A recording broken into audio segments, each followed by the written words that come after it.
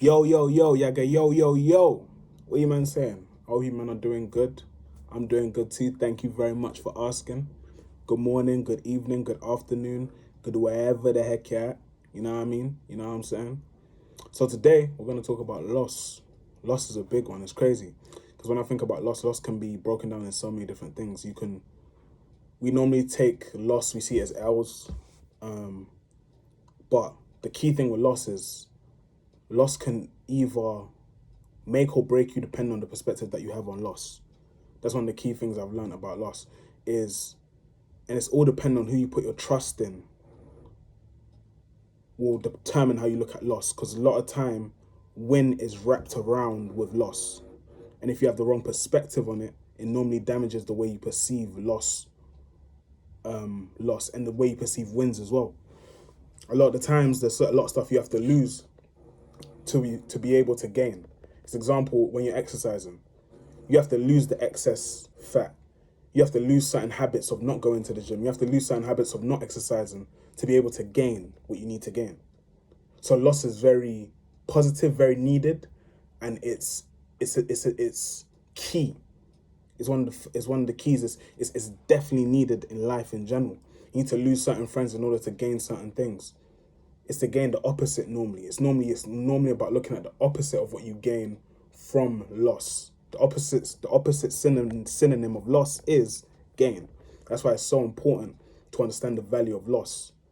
Sometimes you lose certain stuff that you may not know why you lost it, or you may not have understood why you lost this family member, or why you experienced this, or why this person has to transition to the next life. And it's a tough one because your contention in your mind is, why did that have to happen?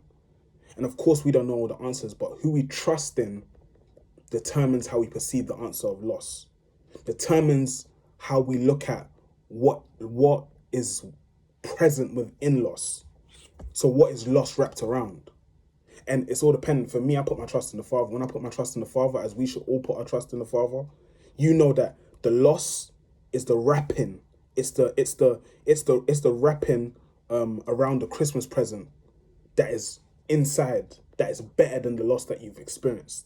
That changes your perspective on the loss that you've experienced.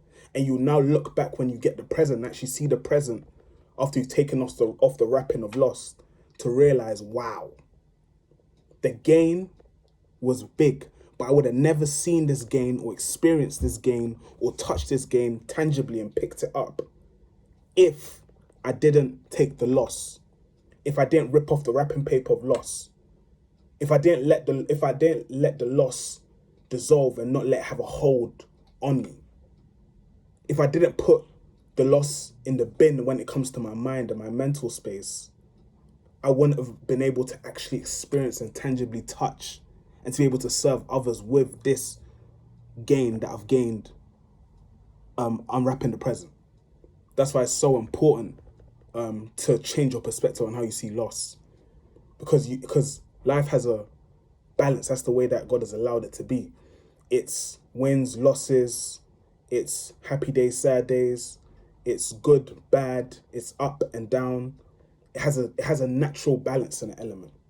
Even though there's a lot of unfair nature to it, there's also a just nature to it as well. So it's crazy, that balance is all crazy. And that's why loss is more about the opposite of any word that you can think of or any situation that you can think of compared to the situation. So you're always looking for the synonym that's opposite to the situation that you're experiencing. And that's it.